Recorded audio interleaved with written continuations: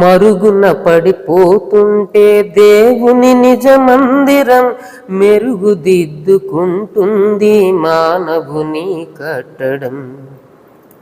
మరుగున పడిపోతుంటే దేవుని నిజ మందిరం మెరుగుదిద్దుకుంటుంది మానవుని కట్టడం.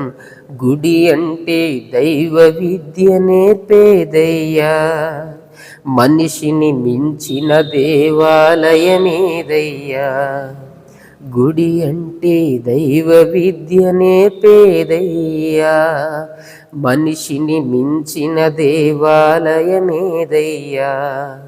శిథిలమైపోతుంది మానవ దేహం, అది దేవుడు నిర్మించిన దేవాలయము.